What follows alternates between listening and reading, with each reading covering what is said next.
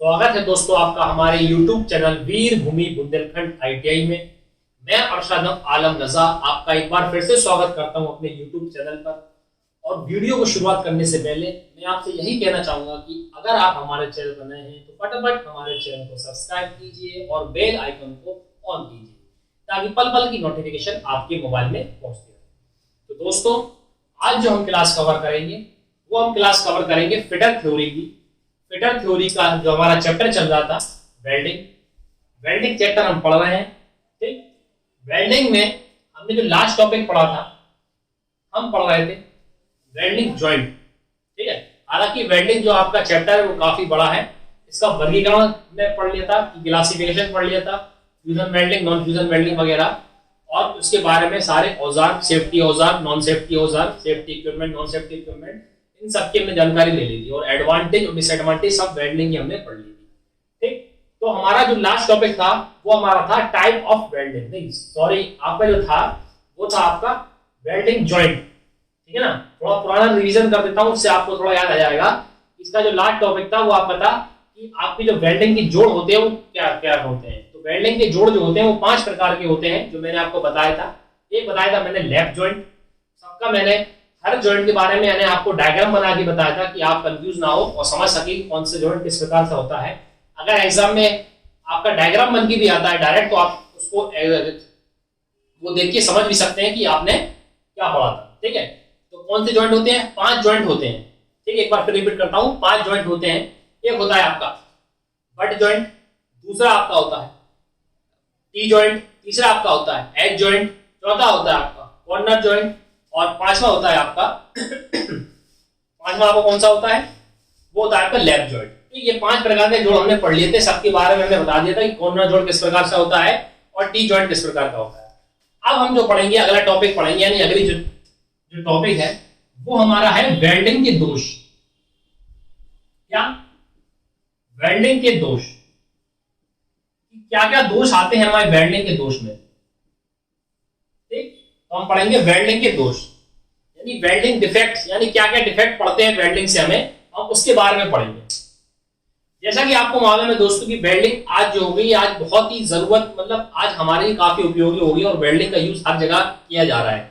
बड़ी बड़ी इमारतें, बड़े बड़े पुल बन रहे हैं, जहां भी आज काम चल रहा है, इंडस्ट्रियल एरिया चल रही है, तो वेल्डिंग के बगैर आप उसकी कल्पना नहीं कर सकते, क्योंकि वेल्डिंग से ही सब काम हो रहे हैं। बड़े बड़े पुल बन रहे हैं, हवाई जहाज बन रहे हैं, पानी के हवाई जहाज बन रहे हैं और आपकी इमारतें बन रही हैं। तो ये सब क्या हो रही है? वेल्डिंग से, इसमें वेल्डिंग का बहुत महत्वपूर्ण योगदान है। वेल्डिंग से काम चल रहा है, प्रॉपर चल रहा है। ठीक, अब बात ये आती है कि वेल्डिंग में अगर हमने वेल्डिंग करी हो, कोई अच्छी इमारत या कोई पुल बनाया है और अगर हमने वेल्डिंग सही नहीं की है तो उसका कोई इफेक्ट तो होगा। आपकी जान माल की हानि हो सकती है, आपकी जान भी जा सकती है। अगर आपने पुल में वेल्डिंग सही नहीं करी, मान के चलो कमजोर वेल्डिंग रही तो पुल टूट भी सकता है। इमारत आप बना रहे बड़ी बड़ी, तो वहां वेल्डिंग सही नहीं हुई तो वो इमारत गिर भी सकती है। तो वेल्डिंग के कुछ दोष भी हैं।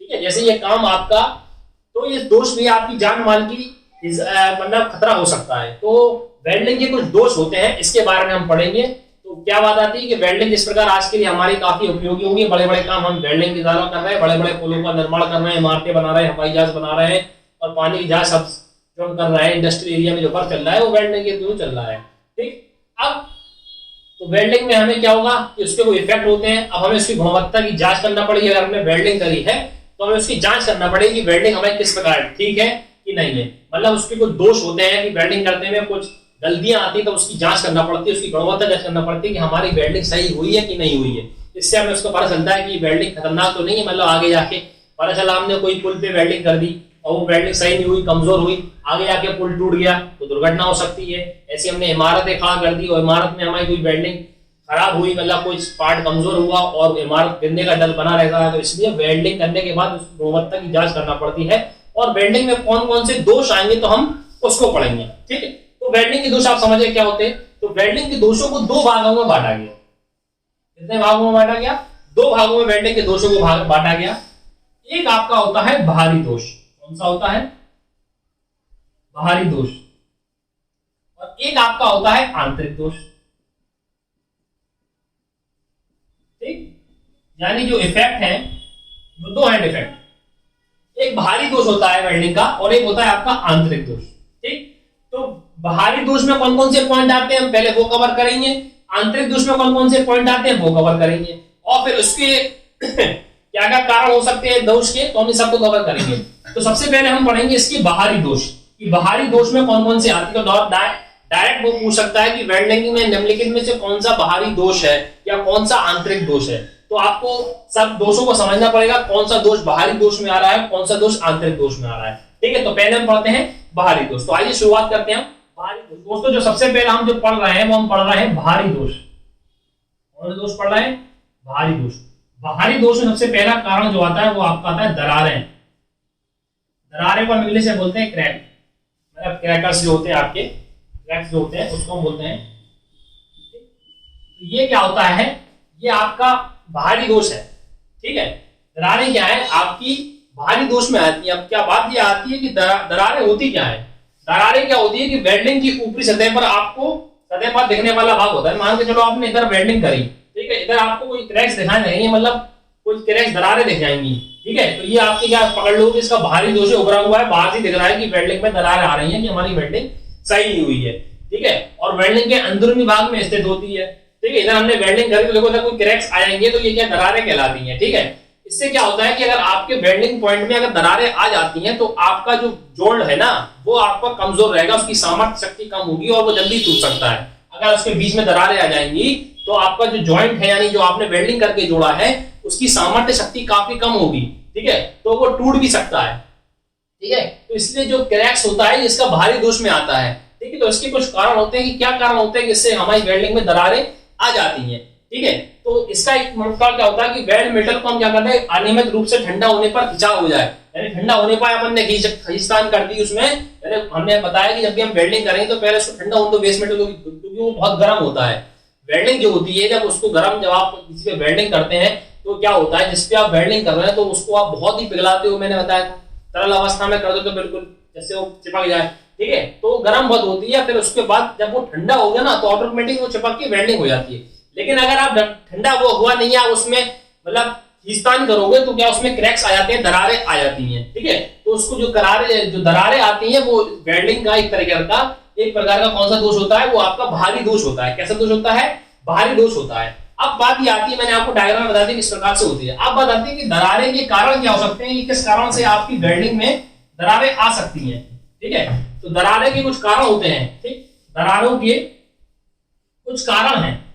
ठीक है, तो ये कारण आप ध्यान रखिएगा, इससे क्या आप पता चल जाए किस प्रकार से आती है। सबसे पहले बात आती है कि वेल्ड मेटल का दोषयुक्त चुनाव होना, यानी जो आप वेल्ड मेटल है उसका दोषयुक्त चुनाव होना है, दोषयुक्त आप चुनाव करें। ठीक है, वेल्ड मेटल का दोषयुक्त चुनाव करना, ये भी आपका क्या है, दरार डाल देता है कि उसमें दरारें पड़ जाएंगी। ठीक है, दूसरा होता है कि जॉब की तुलना में जो आपकी बीड होती है वो पतली हो। जॉब की तुलना में आपकी बीड जो हो, बीड पतली हो। अब बात आती है कि बीड किसे कहते हैं, तो भैया मैंने आपको बताया जैसे आपने मान के चलो ये दो जॉइंटों को आपस में जोड़ा। ठीक है, जब आप दो जोड़ों को जोड़ोगे तो इधर कुछ आपको निशान से दिख जाएगा वेल्डिंग का, तो ये जो भाग कहलाता है ना, इस प्रकार से निशान रहेगा वो बीड कहलाता है। क्या कहलाता है? बीड कहलाता है। यानी जो वेल्डिंग का निशान होता है, लंबी सीधी रेखा आती है, उस पर डिजाइन बना रहता है, उसको हम क्या बोलते हैं, बीड बोलते हैं। क्या बोलते हैं? बीड बोलते हैं। तो अगर आपकी जॉब के अनुसार बीड अगर पतली है, ठीक है ना, अगर जॉब के अनुसार अगर आपकी जो बीड पतली है तो आपकी दरारें आ सकती हैं। ठीक है, फ्लक्स का दोषयुक्त होना, ये भी कारण है। क्या हो गया? फ्लक्स का दोषयुक्त होना। फ्लक्स का दोषयुक्त होना भी क्या कारण बनता है कि आपकी वेल्डिंग में जो दरारें उत्पन्न कर देता है। ठीक है, फ्यूजन की कमी होना। क्या होना? फ्यूजन की कमी होना। ठीक है, तो ये भी आपका एक प्रकार का कारण है जो आपका, ठीक है, और वेल्डिंग का अनुचित विधि से प्रयोग करना, यानी वेल्डिंग आप अलग तरीके से कर रहे हैं, जो वेल्डिंग की जो विधि है उसके हिसाब से नहीं कर रहे हैं, तो वेल्डिंग का अनुचित विधि से प्रयोग करना। ठीक है, तो इस कारण से भी आपकी क्या होती है, आपकी जो वेल्डिंग हो सकती है उसमें दरार आ सकती है। ठीक है, और एक कारण होता है आपका इलेक्ट्रोड में हाइड्रोजन का अधिक होना, हाइड्रोजन का अधिक होना। ठीक है, तो ये जो कारण होते हैं, ये आपके कारण जो होते हैं, ये कारण जो होते हैं वो आपके दरारें उत्पन्न कर सकती है। क्या कारण बताया मैंने बीड में, यानी अगर आपका भारी दोष है तो क्रैक्स मैंने बता दिया, क्रैक्स दरारें किस प्रकार पड़ जाती हैं। तो उसके कारण क्या होते हैं कि वेल्ड मेटल का दूषित चुनाव करना, जॉब की तुलना में जो आपकी बीड हो वो पतली हो, आपका इलेक्ट्रोड का जो हाइड्रोजन, मैंने इलेक्ट्रोड में हाइड्रोजन का अधिक हो, ठीक है, फ्यूजन की कमी होना, ठीक, फ्लक्स का दोषित होना, ठीक है, और वेल्डिंग का अनुचित विधि से प्रयोग करना। तो ये सभी कारण जो होते हैं ये आपकी वेल्डिंग को मतलब दरारें उत्पन्न कर देता है, यानी क्रैक्स ला देता है। ठीक है, तो ये तो कारण हो गए जो मैंने आपको कारण बताया। अब बात आती है कि इनके उपाय क्या है, यानी क्रैक्स से हमें बचना है, यानी दरारों से हमें बचना है, तो हम क्या कर सकते हैं, क्या उपाय ला सकते हैं कि जिससे हमारी दरारें ना पड़े। तो हम देखते हैं कि क्रैक्स से बचने के उपाय क्या है। ये तो कारण थे, अब हम देखते हैं उपाय क्या हो सकते हैं दोस्तों। अब क्या आते हैं उपाय, यानी अगर हमारी दरार आ गई है तो हमें उससे बचने के लिए क्या क्या करना चाहिए, इससे हमारे जो आपका जॉब हो उसमें दरार ना हो। ठीक है, सबसे पहली बात आती है कि वेल्डिंग जोड़ का सही डिजाइन हो, कि वेल्डिंग जोड़ यानी जो आप वेल्डिंग जोड़ कर रहे हो उसका वेल्डिंग जोड़ का डिजाइन जो हो सही हो, यानी डिजाइन सही होना चाहिए अपने हिसाब से। ठीक है, दूसरी बात आती है जो आपकी जॉब है, यानी जॉब हम उसको बोलते हैं, वर्कपीसों को हम बोलते हैं जॉब। ठीक है, जॉब का पूर्व तापन कर लें, यानी जॉब का पूर्व तापन कर लें, पहले उसको गर्म कर लें। ठीक है ना, पूर्व तापन देख लें कितना हीट इसको चाहिए है, तो ये भी उसका उपाय हो सकता है। ठीक, उचित वेल्डिंग रोड का चुनाव करें, ये नहीं कि अपने मन से कोई सी भी रोड ले आए। जिस प्रकार की अपनी वेल्डिंग है, अगर हैवी जॉब बना रहे हैं तो हैवी रोड लाएं, अगर नॉर्मल जॉब को जोड़ रहे हैं तो आप ध्यान रखना उचित वेल्डिंग रोड का चुनाव करें।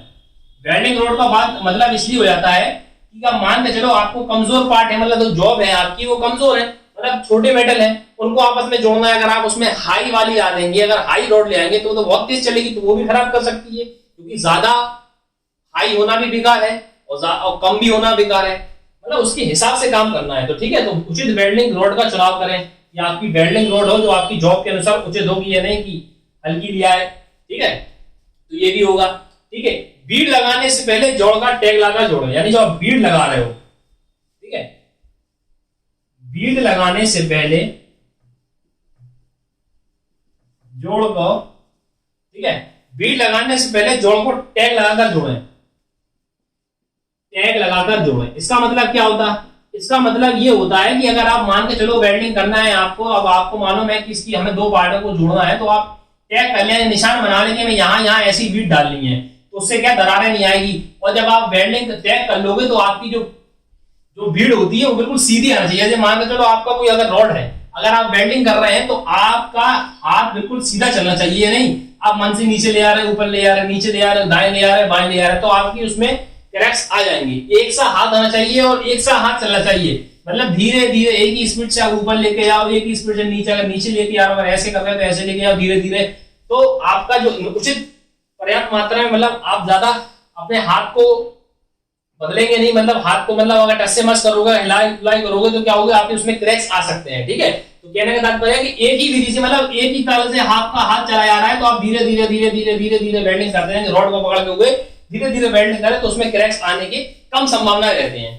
ठीक है, अब बात आती है कि जो बीड के ऊपर साफ करके क्रैक्स को ऊपर तरफ से, मतलब जो आपकी बीड है, ठीक है, उसके ऊपर जो बीड आती है तो उसको साफ भी कर देना है। आप मान चलो उस पर आपने वेल्डिंग करी, तो वेल्डिंग करने के बाद बीड के बाद कुछ क्रैकर्स, मतलब कुछ धब्बे भी आ जाते हैं, तो उसको आप वायर ग्रू से साफ कर लें कि पहले अब आपने बीड लगा ली, उसके ऊपर आप दोबारा वेल्डिंग कर दे आ रहे हैं, तो वो भी आगे जाके जो कचरा होता है वो उसके बाद दरार उत्पन्न कर सकता है। तो ये भी एक प्रकार का उपाय है। तो ठीक है दोस्तों, तो हमने क्या पढ़ा, दरारें किस प्रकार से आती हैं और दरार के बचने के तय तरीके हैं। तो दरार आपका किस प्रकार का आएगा, ये बाहरी दोष में आएगा। ठीक है, अब बात आती है दूसरे दोष की। भारी दोष में हमने दरारें पढ़ लिया, अब आती है दूसरा पॉइंट। ठीक है, आइए दूसरा देखते हैं। अब जो दूसरा पॉइंट आता है वो आपका आता है ऊंची नीची बीड। ये भी एक भारी दोष है। क्या, ऊंची नीची बीड। बीड समझ गए मैंने, बीड किसे कहते हैं। तो ऊंची नीची बीड का क्या मतलब है, मतलब ऊंची नीची बीड का मतलब ये है कि अगर आप जोड़ में वेल्डिंग कर रहे हैं तो एक ही गति से वेल्डिंग करे, वो जो बात अभी मैं बता रहा था वही बात इसमें आ गई। ये भी एक प्रकार का बाहरी दोष है, ऊंची नीची बीट। तो क्या होता है कि अगर आप जो वेल्डिंग कर रहे हैं तो एक ही गति से बीट कर रहे हैं, मतलब एक ही गति से आप हाथ को वेल्डिंग मतलब जोड़ों को जोड़ा, ये नहीं कि यहाँ आपने तेज हाथ चला दिया फिर यहाँ धीरे हो गए, तो उसमें क्या आपकी जो बीट होगी, जो वेल्डिंग का निशान होगा वो आपका ऊंचा नीचा हो जाएगा। ठीक है, तो वो भी उसके दोषों को दर्शाता है। आपकी वेल्डिंग जो भद्दी लगेगी, गंदी लगेगी, आपको मतलब अच्छी नहीं लगेगी। ठीक है, तो बीट का ऊंची नीचा निकालना मतलब अलग तेज गति से अनियमित गति से अपन अगर वेल्डिंग करेंगे तो ऊंची नीची बीट उत्पन्न होगी। अब बात आती है कि जो आपकी बीट होती है वो 3 प्रकार की होती है। ये बात ध्यान रखना, बीट जो होती है वो कितने प्रकार की होती है? 3 प्रकार की होती है। अभी आपसे पूछ ले कि जो वेल्डिंग बीट कितने प्रकार की होती है? वेल्डिंग बीट जो होती है वो 3 प्रकार की होती है। एक आपकी होती है समतल बीट, ठीक, एक होती है आपकी उत्तल बीट, ठीक, और एक आपकी होती है अवतल बीट। ठीक है, तो ये 3 प्रकार की बीट होती है। बीट कितने प्रकार की? 3 प्रकार की होती है। एक होती है आपकी समतल बीट, दूसरी होती है आपकी उत्तल बीट, तीसरी जो आपकी होती है वो होती है अवतल बीट। ठीक है, तो वेल्डिंग बीट ऊंची नीचे कब पड़ेगी? जब आप अनियमित गति से कर रहे हैं, मतलब एक समान गति से नहीं करेंगे वेल्डिंग, तो क्या होगा? ऊंची नीची बीट दिखाई देगी। तो ऊंची नीची बीट दिखाई देगी तो क्या होगा? उसमें दोष उत्पन्न होते हैं, उसको हम भारी दोष होते हैं। अब ऊंची नीची बीट से क्या होता है? इसमें कुछ दोष उत्पन्न होते हैं। जैसे क्या होता है? स्लैग। ठीक है, अगर बीट खराब होगी तो कैसे कैसे आते हैं? एक आपका दोष उत्पन्न होता है स्लैग। अगर वो आपसे कहते हैं कि स्लैग कैसे उत्पन्न होता है तो आप कहना लगाओगे ऊंची नीची बीट से। ठीक है, एक होता है क्रेटर। ठीक है, क्रेटर, ठीक है, ये दोष भी उत्पन्न हो जाता है। एक होता है आपका इंक्लूजन।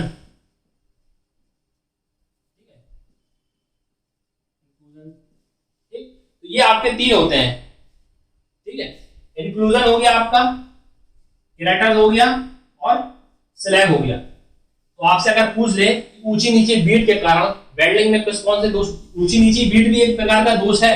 ठीक है, लेकिन इसके कारण भी कौन कौन से दोष होते हैं? तो स्लैग होता है, क्रेटर होता है और इंक्लूजन होता है, इंक्लूजन होता है, सॉरी। ठीक है, तो ये 3 होते हैं। और आपसे क्या है बीट कितनी प्रकार की होती है?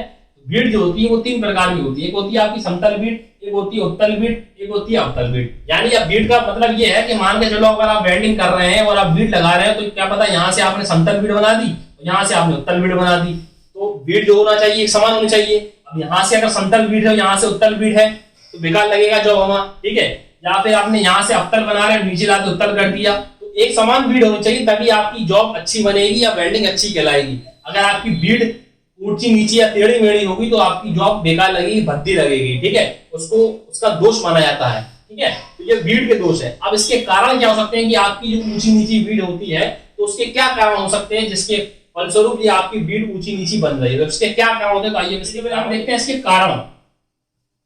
कारण जो होते हैं वो काफी इंपॉर्टेंट होते हैं, इसलिए आप इसलिए बता देता हूं, आप समझ लें या कॉपी पे नोट कर लिया, रिपीट तो करता हूं। ठीक है, सबसे बड़ा कारण क्या होता है कि कारीगर का अकुशल होना, ये आपकी बीट को प्रभावित करेगा। कारीगर का अकुशल होना, यानी अगर कारीगर आपका अकुशल है तो जाहिर सी बात है आपकी बीट खराब तो होगी। यदि वेल्डिंग में कुशल नहीं है, सही से काम नहीं कर पा रहा है तो वो तो खराब ही कर देगा वेल्डिंग को। ठीक है, फिर दूसरा बात है कि वेल्डिंग की गति, वेल्डिंग की गति अधिक या कम होना, अधिक या कम होना, यानी अगर वेल्डिंग अगर आप कर रहे हो तो कहीं आप अधिक गति से कर दे रहे और कहीं आप कम गति से कर दे रहे तो ये भी आपकी बीट को प्रभावित करेगा, तो ये भी एक कारण हो सकता है। ठीक, तीसरा होता है कि पावर सप्लाई का घटना बढ़ना, यानी जो पावर आ रहा है, जो लाइट आ रही है उसका घटना बढ़ना, यानी फेज जो हो रहा है उसकी लाइट जो आ रही है उसकी सप्लाई का घटना या बढ़ना। ठीक है, ये भी आपका कारण हो सकता है कि आपकी बीट जो है वो खराब कर सकता है। ठीक है, फिर आता है कि जॉब को सही स्थिति में ना रखें, जॉब को सही स्थिति में ना रखना, यानी अपने मन से अपन ने किसी भी प्रकार से रख दिया और वेल्डिंग करने बैठ गए तो क्या होता है उससे भी क्या बीट आ सकती है। ठीक है, तो हर चीज का तरीका होता है। ठीक है, वेल्डिंग सतह का साफ करना ये बहुत बड़ा पॉइंट है। वेल्डिंग सतह का साफ ना करना, यानी जिसपे हमें वेल्डिंग करनी है और हमने देखा कोई जॉब मिली, हमें कोई पीस मिले, हमने उस पर धूल जमी है या उस पर गंदगी लगी है और हमने उसकी सफाई नहीं करी और हमने सीधे उस पर वेल्डिंग करना चालू कर दी तो बीट जो होगी खराब हो जाएगी, यानी ऊंची नीची हो जाएगी। तो इसके जो कुछ पॉइंट होते हैं ये मैंने आपको बता दिया, ठीक है। एक होता है आपका फ्यूजन की कमी होना। क्या होता है? फ्यूजन की कमी होना, ठीक है। तो ये आपकी जो थे सब कारण थे कि इन कारणों से आपकी क्या होती है, इन कारणों से आपकी बीड जो होती है वो ऊंची नीची हो सकती है। क्या? कारीगर अकुशल होगा तो बीड खराब होगी, वेल्डिंग की गति अधिक या कम होगी तब भी आपकी बीड खराब होगी, पावर सप्लाई अधिक या कम यानी पावर जो लाइट का आ रहा है अगर अधिक या कम हो रहा हो तो अब भी होगी, जॉब को सही स्थिति में नहीं रखना यानी जॉब को आप सही स्थिति में नहीं रखोगे जिसकी वेल्डिंग का तब भी खराब हो जाएगी, वेल्डिंग को मतलब वेल्डिंग जॉब को साफ नहीं करोगे या मैं जिसकी आप वेल्डिंग कर रहे हो काफी पुराना है, आप उस पर गंदगी लगी है, अगर आप उसको साफ करने नहीं बैठे डायरेक्ट आपने वेल्डिंग चालू कर दी तो वो भी बीड को खराब कर सकती है। और दूसरी होती है फ्यूजन की कमी होना। तो ये कुछ प्रकार के कारण थे जो मैंने आपको बताए। अब आते हैं कि इसके उपाय कौन कौन से होते हैं, ठीक है। तो मैंने आपको साइड में कारण बता दिए, इस कारणों से हो सकती है, तो लगे हम इसके उपाय भी देख लेते हैं कि क्या क्या उपाय हैं, क्या हम इससे बच सकते हैं। सबसे बड़ी बात तो है बीड को अगर सही करना है तो फ्लक्स का उपयोग करें, सबसे बेहतरीन सबसे ज्यादा इंपॉर्टेंट है कि अगर आप फ्लक्स का उपयोग करेंगे तो आपकी बीड खराब नहीं होगी, ये बहुत इंपॉर्टेंट उपाय है, ठीक है। तो क्या है फ्लक्स के उपयोग से क्या होता है, जो आपकी वेल्डिंग में ऊंची नीची बीड आ रही वो नहीं आएगी, ठीक है। दूसरी बात आती है कि जहां तक संभव हो न्यूट्रल फ्लक्स का प्रयोग करें, यानी फ्लक्स का उपयोग तो करें लेकिन कौन से फ्लक्स का प्रयोग करें, न्यूट्रल फ्लक्स का प्रयोग करें, न्यूट्रल फ्लक्स का प्रयोग करें, ठीक है। तो आपकी बीड जो होगी वो खराब नहीं होगी, यानी इससे आप बच सकते हैं, ठीक है, ठीक है। फिर आपका उपाय ये भी है कि वेल्डिंग को अगर आप जिसकी आप वेल्डिंग कर रहे हैं उसकी साफ सफाई कर लें, वेल्डिंग करने से पहले जॉब को साफ कर लें, ये भी उपाय है, ठीक है ना। साफ सफाई जरूरी है, ठीक है, चाहे वो जिस चीज की हो, अगर साफ सफाई नहीं होगी तो काम खराब होगा ही होगा, ठीक है ना। तो ये हो गया, ठीक। तो ये उपाय है इसके कि फ्लक्स का उपयोग करें, हो सके तो न्यूट्रल फ्लक्स का उपयोग करें, और जो वेल्डिंग करने से पहले जो आप जॉब है उसकी आप सफाई करो। तो ये हमने पढ़ दिया कि ऊंची नीची बीड के क्या कारण हो सकते हैं, क्या उपाय हो सकते हैं, ऊंची नीची बीड आपने किन किन कारणों से आ सकती है, ठीक है। तो ये हो गया आपका ऊंची नीची बीड, ठीक। अब जो तीसरा दोष आता है वो आपका आता है स्पैटर्स। दो दोष हमने पढ़ लिए, ठीक, एक हमने पढ़ा दरारे वाला और दूसरा पढ़ा हमने ऊंची नीची बीड। अब हम तीसरा भारी दोष, ध्यान रखना अभी हम जो दोष पढ़ रहे हैं वो हम आंतरिक नहीं भारी दोष पढ़ रहे हैं। कौन से दोष पढ़ रहे हैं? भारी दोष पढ़ रहे हैं।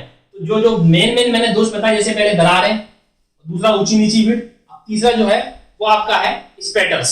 स्पैटर्स भी एक प्रकार का कौन सा है? भारी दोष है। तो आपको ऐसी क्वेश्चन पूछ देगा निम्नलिखित में से कौन सा वेल्डिंग का भारी दोष है, कौन सा आंतरिक दोष है। तो इसलिए आप याद रखिए कौन सा वेल्डिंग का आंतरिक दोष है, कौन सा भारी दोष है। आज हम जो क्लास में कवर कर रहे हैं वो हम सिर्फ भारी दोष कवर कर रहे हैं, ठीक है। तो आप अगला देखते हैं। अगला जो हमारा दोष है वो है स्पैटर्स, ठीक है। ये थोड़ा नाम अटपटा है, आपने पढ़ा नहीं होगा स्पैटर्स होता क्या है, ठीक है। स्पैटर्स किसे कहते हैं? इसको इंग्लिश में यूज करते हैं, स्पैटर्स ही बोलते हैं, ठीक है। तो स्पैटर्स क्या होता है कि जब हम वेल्डिंग कर रहे होते हैं, ठीक है, जब हम वेल्डिंग कर रहे होते हैं तो क्या होता है कि फिलर मेटल जो होता है, फिलर मेटल मतलब जैसे आपने देखा जब हम वेल्डिंग कर रहे होते हैं तो एक तो हमारे हाथ में रॉड लेती है और दूसरा हमारे पास एक रॉड लिए रहते हैं, इसको हम पिघलाते हैं, उसमें भरते हैं, उसको हम बोलते हैं फिलर मेटल, ठीक है ना। जिसमें हम भरते हैं, एक तो रॉड लिए रहते हैं हम और फिर दूसरी हम हाथ में लिए बैठे रहते हैं, फिर उसको हम भरते हैं आग से, तो उसमें पिघलने जा रही होती है, उसको हम बोलते हैं फिलर मेटल, ठीक है। तो क्या होता है जब हम वेल्डिंग कर रहे हैं तो फिलर मेटल क्या होता है, वो पिघल कर क्या होता है छोटे छोटे धब्बों में बीड के ऊपर चिपक जाती है। क्या होती है? जो आपका फिलर मेटल जो होता है वो उसकी छींटें क्या होती है, छोटी छोटी बूंदें जो होती हैं वो आपकी बीड के ऊपर चिपक जाती है। इसको हम क्या बोलते हैं? स्पैटर्स बोलते हैं। क्या बोलते हैं? स्पैटर्स बोलते हैं। ध्यान रखना वेल्डिंग करते समय, याद रखो, लिख लो ये कि वेल्डिंग करते समय फिलर मेटल की छोटी छोटी छींटें वेल्डिंग बीड के ऊपर चिपक जाती हैं, जिसे हम स्पैटर्स कहते हैं। क्या कहते हैं? स्पैटर्स कहते हैं, ठीक है। तो जो फिलर मेटल की छोटी छोटी छींटें होती हैं वो वेल्डिंग बीड के ऊपर चिपक जाती हैं, तो उसको हम क्या बोलते हैं? स्पैटर्स कहते हैं, ठीक। अब इसको स्पैटर्स कहते हैं, क्लियर है। ये जब आपको स्पैटर जब इसकी छींटें आएंगी तो क्या होगा, आपकी वेल्डिंग बीड की वजह छींटें दिखाई देंगी, तो आपको ये दोष तो है इसका, तो स्पैटर्स भी इसका दोष है। ये क्या होता है कि वेल्डिंग बीड को खराब कर देता है, यानी जो उसकी छींटे आएंगी तो वेल्डिंग बोर्ड भी एक दोष का कारण है, यानी स्पेटर जो है वो उसका बाहरी दोष है। बाहरी दोष कैसे कि वेल्डिंग बीड के ऊपर ये छींटे आ रही हैं तो वो भी खराब कर देगा वेल्डिंग बीड को, ये भी एक प्रकार का वेल्डिंग का दोष होता है। ठीक है, जिस कारण वेल्डिंग की रॉड की मतलब क्या होता है कि बीड को साफ करने में अधिक समय लगता है। यानी अब वेल्डिंग के ऊपर अगर छींटे आ गई हैं, वेल्डिंग जब आप वेल्डिंग बीड कर रहे हो, वेल्डिंग कर रहे हो, उसके ऊपर फिलर मेटल की छींटे जाती हैं तो आपको उसको साफ करना पड़ेगा। जब आप उसको साफ करोगे, साफ करने में समय लगेगा, वेल्डिंग बीड में से छींटे को निकालने पड़ेंगे क्योंकि स्पेटर से इसको स्पेटर कहते हैं, तो उनको साफ करने में अधिक समय लगता है। जिस प्रकार हमारी वेल्डिंग रॉड की अधिक खपत होती है, ये होगी खपत, यानी अपन वेल्डिंग कर रहे हैं, मान के चलो वेल्डिंग कर रहे हैं अपन, ठीक है, इधर बीड लगाए, अब बीड लगाते लगाते इधर धब्बे आ गए, कुछ ऐसे ऐसे धब्बे आ गए, मान चलो पॉइंट पॉइंट पॉइंट पॉइंट के धब्बे छींटे आ गए इस पे फिलर मेटल की। ठीक है, तो ये वेल्डिंग बीड के ऊपर जो आपकी बीड होती है उसके ऊपर धब्बे साफ दिखाई दे रहे होते हैं। अब आपको क्या करना पड़ेगा, इन धब्बों को हटाना पड़ेगा। जब आप धब्बे को हटाओगे तभी तो आपका जॉब सही दिखेगा। ठीक है, तो आपको इनको हटाना पड़ेगा। अब आप इनको साफ करोगे तो अधिक समय लगेगा, आपकी जो वेल्डिंग रॉड होगी उसकी अधिक खपत होगी, नहीं होगी, अधिक खपत नहीं होगी, ज्यादा टाइम लगेगा आपको, तो रॉड भी ज्यादा तक चलेगी, तो उसकी वेल्डिंग रॉड की अधिक खपत होती है। क्या होती है, वेल्डिंग रॉड की अधिक खपत होती है। ठीक है, तो ये भी आपका स्पेटर्स जो होता है, समझ गए स्पेटर्स क्या होता है, यानी जो फिलर मेटल की छींटे जो वेल्डिंग बीड के ऊपर चिपक जाती है उसको हम स्पेटर्स बोलते हैं। ठीक है, तो उसको हमें साफ करना पड़ता है, तो ये इस प्रकार हम ये वेल्डिंग रॉड की खपत ज्यादा रहता है तो उसका समय भी लगता है, तो ये भी एक प्रकार का बाहरी दोष है। अब बात आती है कि इनके कारण क्या है, कि स्पेटर्स जो आते हैं किन कारणों से हमारे वेल्डिंग बीड के ऊपर चिपक जाते हैं, जो स्पेटर्स कहलाते हैं, तो इनके कारण क्या है, तो आइए हम इनके कारण देखते हैं कि किन कारणों से स्पेटर्स हमारे जॉब पर चिपक जाते हैं। ठीक है, तो हम कारण देखते हैं। पहला कारण क्या होता है कि वेल्डिंग सतह का ठीक से साफ ना होना, सबसे बड़ा कारण। देखो सफाई वाला पॉइंट हर चीज में आ रहा है, अगर आप सफाई नहीं रखोगे तो हर चीज खराबी खराबी है, ध्यान रखना। वेल्डिंग सतह का ठीक से साफ ना होना, ठीक है, ये तीनों कारणों में इंपॉर्टेंट रहा। साफ ना होना, अगर कहीं चीज की सफाई नहीं होगी तो वेल्डिंग तो खराब होनी ही होनी है। ठीक है, तो वेल्डिंग सतह का ठीक से अगर साफ नहीं होगा तो ये भी आपका स्पेटर्स को बुलावा देता है, यानी स्पेटर्स इसमें। ठीक है, लंबी आर्क का प्रयोग करना, यानी आर्क जो होती है, यानी जो चिंगारी निकलती है वो अगर लंबी होगी, लंबी आर्क का अगर हम प्रयोग करेंगे, ठीक है, तो क्या होगा, इससे आपकी क्या हो सकती है, इससे आपके स्पेटर्स आते हैं। ये आपके जो कारण बता रहा हूं, ये कारण पूछ लेता है कभी कभी, निम्नलिखित में से किन कारणों से आपके स्पेटर्स हो सकते हैं। ठीक है, फ्लक्स में नमी रहना, ये बहुत इंपॉर्टेंट है। फ्लक्स में नमी रहना, आपसे डायरेक्ट पूछ लेगा कि फ्लक्स में नमी रहने से निम्नलिखित में से क्या कारण हो सकता है, क्या दोष उत्पन्न हो सकता है, तो ये बहुत इंपॉर्टेंट है। अगर फ्लक्स में नमी है, ठीक है, नमी है, ठीक है, तो क्या होगा, आपके उसमें स्पेटर्स आ जाएंगे। ठीक है ना, तो फ्लक्स में नमी रहना। ठीक, आर्क बिलो को आर्क नियंत्रण में ना रहना, यानी आर्क बिलो है उसमें आर्क नियंत्रण में ना हो, यानी अपने हिसाब से आर्क चला रहे तो भी स्पेटर्स आएगा। आर्क बिलो में